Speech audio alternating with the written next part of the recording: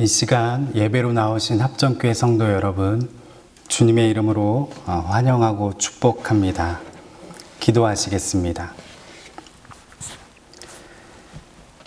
우리가 우리를 사랑하는 것보다 하나님께서는 우리를 더 사랑하시고, 우리가 우리 인생을 바라보는 것보다 하나님께서는 훨씬 더 높은 곳에서 훨씬 더 멀리 보시는 분이시라는 것을 인정할 수밖에 없는 하루를 마치고 주님 앞으로 나아갑니다.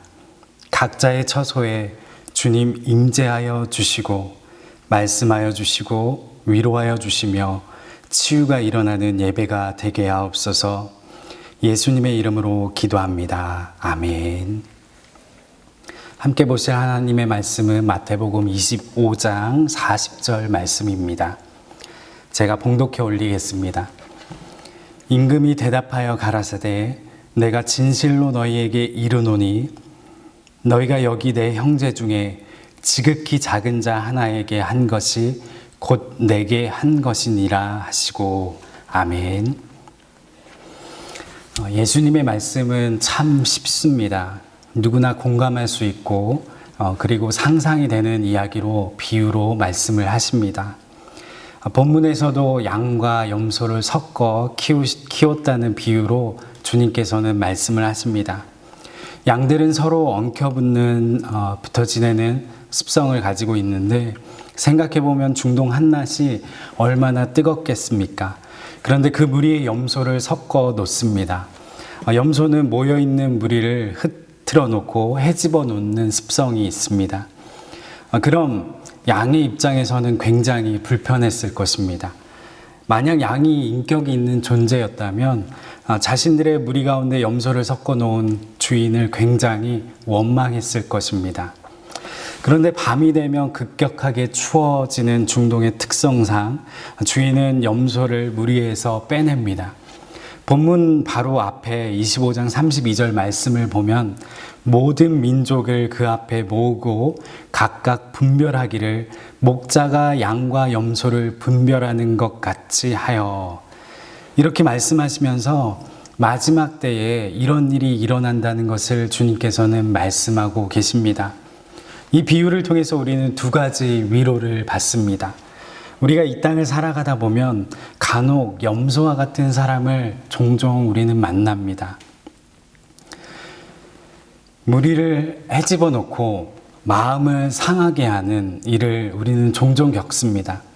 그런데 간혹이면 다행인데 그 염소가 우리의 여러분들의 남편이 될 수도 있고 아내가 될 수도 있고 자녀가 될 수도 있고 또 매일같이 보는 직장의 동료나 상사이면 얼마나 우리의 삶이 고단하겠습니까? 그런데 또 한편으로는 이 비유를 보니까 그것이 감사가 될 수 있다는 것입니다. 그렇게 솎아놓지 않으면 바로 살지 않고 솎아놓기 때문에 내가 오늘도 바른 정신으로 살 수 있다는 것을 누구보다 주님께서 아시기 때문에 우리에게 그런 염소 같은 존재를 붙여주신다는 것입니다. 이 단계까지 자각이 되면 우리 인생 가운데 이 염소 같은 존재가 오히려 감사가 된다는 것입니다. 두 번째 위로는 그 고통이 영원하지 않다는 것입니다. 반드시 양과 염소를 구분하는 그날이 있다는 말씀입니다. 그런데 이런 위로가 되는 의미도 있지만 사실 본문에서 얻어야 할 교훈은 따로 있습니다. 바로 심판에 대한 경고입니다. 하나님께서는 우리에게 자유의지, 선택권을 주셨습니다. 그러나 그것에 대한 심판이 반드시 따라온다는 것 또한 주님께서는 오늘 말씀을 통하여 말씀하고 계십니다. 32절 말씀을 보면 모든 민족을 그 앞에 모으고 라고 말씀하고 있습니다. 그러니까 모든 민족, 예외가 없다는 것입니다.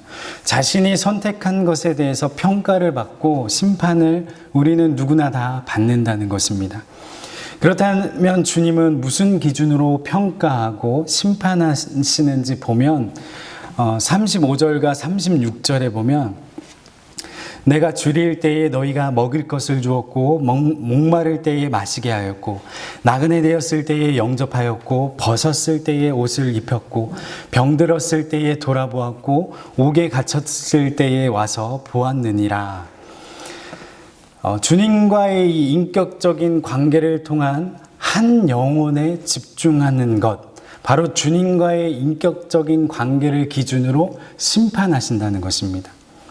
이 말씀, 이 기준 사실 누구나 알고 실천할 수 있는 말씀입니다. 실제로 많이 강조되는 말씀입니다. 그런데 제 개인적으로 이 말씀을 묵상하면 묵상할수록 새롭게 다가옵니다. 무슨 말인가 하면 신학교 시절에 선배님들이 저에게 가끔씩 물어보곤 했습니다. 어떤 질문이냐면 너는 어떤 목사가 될래? 그러면은 저는 진지하게 사뭇 이렇게 대답을 했습니다. 저는 만명교회 목사 될 겁니다. 이렇게 대답을 하곤 했습니다. 지금 생각하면 너무 우스운 대답이죠. 그럴 만한 그릇도 아니거니와 완전히 성경을 잘못 이해하고 그런 대답을 했던 거예요. 오늘 주님 말씀하시는 이 심사 기준은 전혀 그런 어떤 가시적인 것과는 하등 상관이 없다는 겁니다. 그러니까 사람만이 모이는 목회하겠습니다. 이 대답 안에는 세상의 기준, 그러니까 주님 말고 사람에게 인정받고 싶습니다. 이 의미인 것이죠. 여러분 아찔하지 않습니까? 사람에게 인정받겠다고 하나님과의 관계를 소홀히 하겠다는 대답이었던 것이에요. 오늘 본문을 보면 하나님은 사람 몇 명 끌어모았냐? 그것에 관심이 없으시다는 겁니다. 물론 얼마나 많은 영혼을 주님 앞으로 나오겠는지 이것을 소홀히 하자는 것이 아니라 우선순위의 문제라는 것입니다. 여러분 같은 맥락으로 교회 봉사, 교회 사역 열심히 하시기 바랍니다. 최선을 다해 여러분 소명을 다하시기를 바랍니다. 그러나 그런 교회 봉사, 교회 사명 이런 사역들 열심히 하느라 하나님과의 이 친밀함에 문제가 생긴다면 이보다 더 큰 실수가 없다는 것을 말씀드리는 것입니다. 두 번째 심사 기준은 주님과의 인격적인 관계를 맺어야 하는데 사실 그 관계성은 굉장히 추상적인 것이죠. 주님은 영적인 분이십니다. 눈에 보이는 실체가 없으신 분이시죠. 눈에 보이면 정말 그 주님한테 잘할 텐데 보이지가 않습니다. 그래서 나은 폐해가 무엇입니까? 목회자를 신성시하는 것. 여러분 분명 목회자를 정성을 다해서 섬겨주시고 따라주시는 것 분명히 귀하고 성경적이고 복받는 일 맞습니다. 그러나 그 정신을 말씀드리는 겁니다.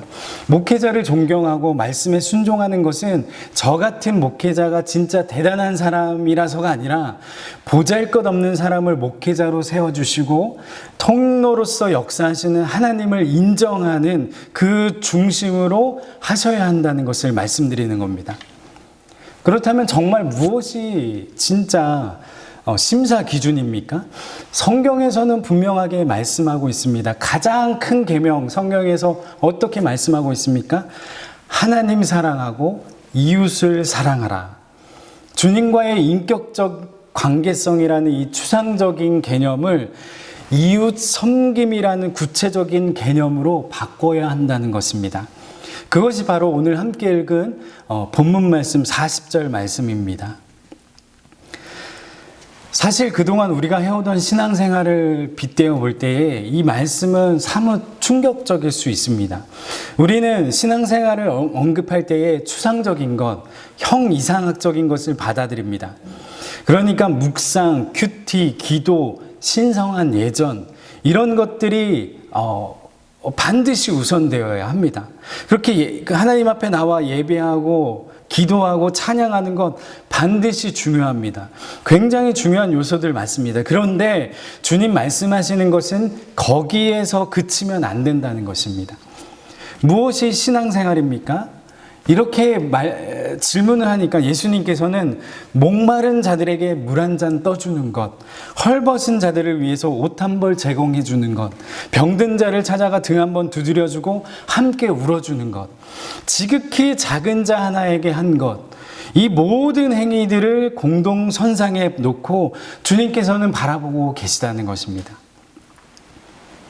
이런 것들이 별 볼 일 없어 보이지만 고귀한 행위라 주님께서는 오늘 말씀을 통하여 우리에게 말씀하고 계십니다.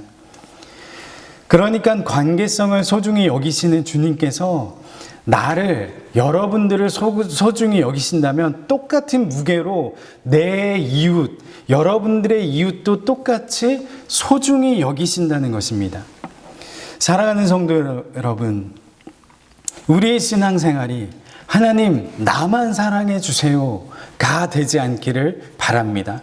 이런 무게로 여러분 심각하게 오늘 본문 말씀 40절 말씀을 여러분 삶을 통하여서 묵상하며 살아내시기를 축원합니다. 그렇다면 왜 섬겨야 합니까? 우리는 이 땅을 살아가면서 바로 첫 번째로 우리가 먼저 그 혜택을 받았기 때문입니다. 저는 가끔씩 오래전에 써놓은 설교들을 들춰볼 때가 있습니다. 그리고 예전에 써놓았던 글들을 이렇게 볼 때가 있는데 어떨 때는 마음이 먹먹해지기도 합니다. 정말 이런 일이 있었나? 이렇게 어려웠다고 하면서 참 새롭게 그 예전에 써놓았던 글들이 다가옵니다. 막 죽었다 살아나고 큰 위기를 기적같이 넘기고 그런 것들은 아니지만 적어도 제 인생에서 이 지난 날들의 그 선대를 차근차근 돌아보면 기적 그 자체였다는 거죠. 제 삶 자체가 얼마나 큰 혜택 가운데 살아온 인생인지 새삼 깨닫게 되는 겁니다. 여러분, 이 이야기가 제 이야기에만 국한되는 것입니까? 아닐 것입니다. 내가 먼저 사랑의 혜택을 받았기 때문에 여러분, 우리는 그냥 살 수 없습니다. 이대로 살아갈 수 없습니다. 섬겨야 합니다. 그럴 때에 보호하심의 위로하심, 그 은혜를 누리게 될 줄로 믿습니다. 두 번째로는 그것이 바로 우리의 행복을 보장하는 일이기 때문에 우리는 섬기며 살아야 합니다. 잠언서 11장 24절로 25절 말씀을 보면 흩어 구제하여도 더욱 부하게 되는 일이 있나니 과도히 아껴도 가난하게 될 뿐이니라. 구제를 좋아하는 자는 풍족하여질 것이요 남을 윤택하게 하는 자는 자기도 윤택하여지리라. 여러분, 성경을 읽다 보면 자꾸 우리의 주머니를 비우라고 말씀을 하십니다. 이 논리는 세상 기준에서도 강조하고 있는데 행복연구센터장 서울대 최인철 심리학 교수는 나를 위한 행동보다는 타인을 위한 행동에서 오는 행복이 훨씬 크다라는 말을 했는데 이렇게 말을 했습니다. 미국 사이언스지에서 서구에서 인기를 끌고 있는 친절 베풀기 운동이 근거가 여기에 있다. 무거운 수레를 끌고 가는 할머니 대신 수레를 끌어주는 것, 길에 넘어진 사람의 서류를 주워주는 것, 자동 응답 전화 한 통화로 불우이웃을 돕는 것 등 잘 모르는 사람들에게 친절을 베푸는 것이 결국은 우리 자신의 행복을 위한 최선의 노력이 되는 셈이다. 이렇게 얘기하면서 그런데 이 연구의 백미는 다른 곳에 있다고 소개하고 있는데 그러면서 연구 하나를 소개를 합니다. 행복도를 측정하는 연구를 했다고 하는데 사람들에게 각기 다른 돈 봉투를 나누어 주고선 그 봉투를 받은 사람들을 두 그룹으로 나누어서 한 부류에게는 이제 나가서 본인을 위해서 이 봉투에 있는 금액을 다 소비하세요. 그리고 다른 한 부류에게는 철저하게 남을 위해서 이 돈 봉투 안에 있는 돈을 소비하세요 하고 이렇게 보냈다고 합니다. 그리고 오후에 이제 다 모였는데 놀랍게도 남을 위해서 소비하고 온 그룹이 행복도가 훨씬 더 높았다고 합니다. 그렇다면 여기서 우리는 질문이 또 하나 나옵니다. 우리가 이제 작은 자를 섬겨야 하는데 작은 자는 누구입니까? 여러분, 작은 자를 섬기세요 라고 말씀드렸을 때 여러분들에게 딱 떠오르는 사람이 있죠. 여러분들이 딱 그 떠오르는 대상이 있을 것입니다. 아, 맞아. 누가 지금 실직했다고 하는데, 누가 지금 취업 준비를 하고 있는데 잘 되지 않아서 오래 힘들어하고 있는데, 어떤 가정이 지금 힘들다고 하는데 딱 떠오르는 어떤 표본이 있을 것입니다. 그런데 눈에 보이는 것만을 가지고 작은 자를 구분해내는 것만이 전부일까요? 하나님이 말씀하시는 작은 자가 여러분들이 생각하는, 여러분들에게 지금 딱 떠오르는 그 대상이 딱 거기에만 국한되는 것입니까? 여러분, 윤복희 가수의 여러분이라는 노래를 다 아시죠? 많은 사람들이 이 노래로 위로를 받습니다. 여러분이라는 이 노래가 누가 부르던 항상 그 여러분이라는 노래를 듣는 관중들은 웁니다. 눈물을 흘립니다. 단순히 감정이 터치가 되어서 우는 거라고 치부하기에는 그냥 넘어가기가 쉽지가 않습니다.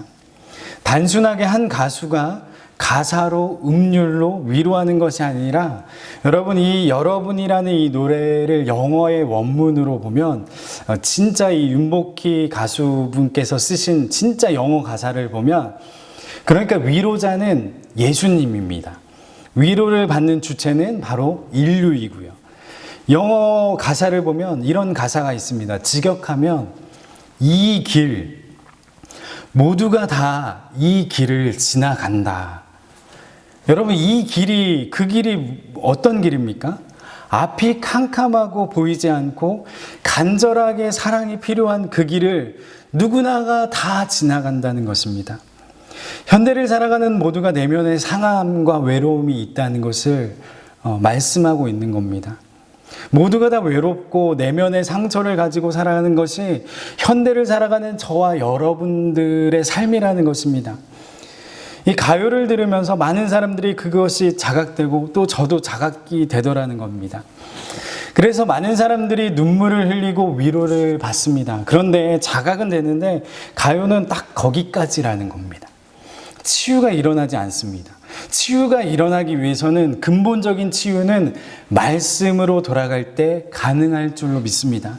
무슨 말인가 하면, 여러분, 방황하는 탕자처럼 세상에서 춥고 배고프고 캄캄하고 걷기조차 힘든 시기에 그때 딱 이 탕자가 생각하는 거죠. 아, 맞다. 내가 정말 지금 이렇게 힘든데, 죽을 것 같이 힘든데 나에게는 지팡이 되어주시고 사랑이 되어주시는 주님이 계시다. 이 자각과 함께 자각하고 일어나서 아버지께로 돌아가는 그 일련의 모든 행위, 그것이 바로 치유라는 것입니다. 눈물 한 방울 그냥 뚝 흘리고 말 거면 여러분, 좋은 강연을 가는 거나 콘서트를 가는 거나 예배나 똑같지 않겠습니까? 여러분, 무슨 의미인지 아시겠습니까? 주님께서 오늘 지극히 작은 자 하나에게 라고 말씀하시는 것은 그 모든 일련의 과정, 그 과정을 통하여서 근본적으로 내 자신, 여러분 자신이 치유받기를 주님께서는 원하고 계신다는 것입니다. 그러니까 작은 자는 나를 포함한 우리 모두라는 것입니다. 누구라서 상함이 없고 아픔이 없고 외로움이 없겠습니까? 주님이 왜 우리에게 작은 자를 섬기라고 명령하고 계십니까? 답은 자명합니다.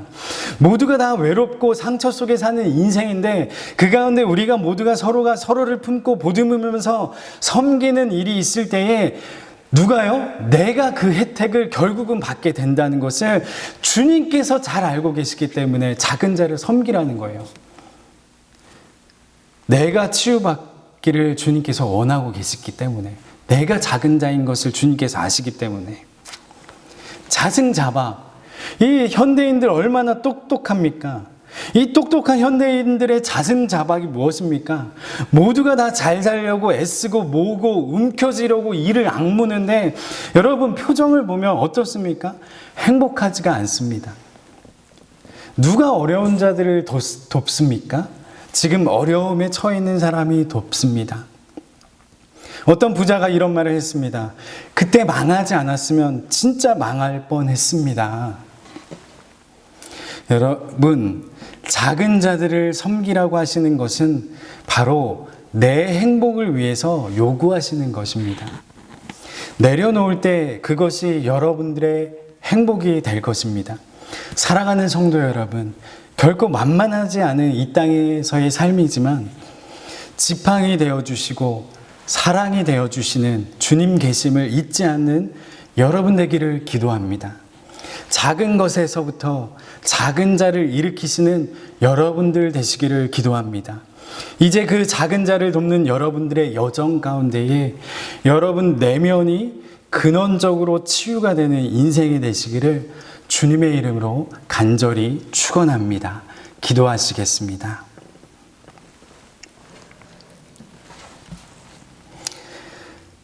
자욱한 안개를 통과해야만 하는 우리들의 삶에 조용히 지팡이 되어주시는 주님, 누군가에게 나누어줄 사랑 없이 황폐해진 우리 심령 가운데에 사랑이 되어주신 주님, 열심히 살았는데 삶이 계획대로 마음처럼 되지 않을 때에 그대로 주저앉아 있는 우리에게 누구나 다 이 길을 갔다고, 그러니 내 손을 잡고 함께 가자 말씀하시는 주님, 그 주님을 우리의 삶으로 찬양하기 원합니다. 따르기 원합니다. 오늘도 그런 자각으로 작은 자를 돕기로 결단하며 삶으로 나아가는 주님 자녀들의 여정 가운데에 주님 함께하여 주옵소서. 주 예수 그리스도의 은혜와 하나님 아버지의 사랑과 성령님의 위로와 교통하심이 함께 예배한 모든 주의 자녀와 이 나라와 민족 위에 이제로부터 영원토록 함께 하시기를 간절히 축원하옵나이다. 아멘.